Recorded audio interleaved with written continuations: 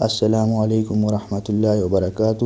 عنوان: حضور صلی اللہ علیہ وسلم کا تمام رات روتے رہنا۔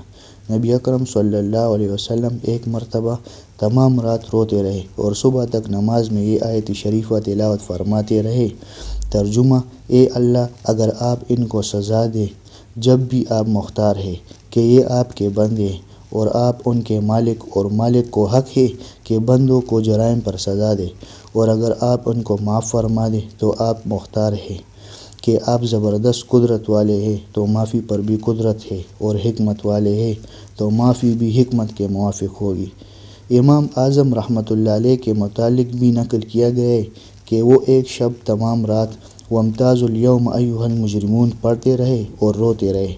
اس آیت شریفہ کا مطلب یہ ہے کہ قیامت کے دن مجرموں کو حکم ہوگا کہ دنیا میں تو سب ملو جلے، مگر آج مجرم لوگ سب الگ ہو جائے اور غیر مجرم علیحدہ۔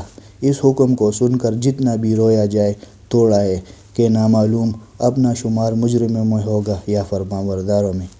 اللہ پاک ہمارے حال پر رحم فرمائے اور ہمیں نیک عمل کرنے کی توفیق عطا فرمائے۔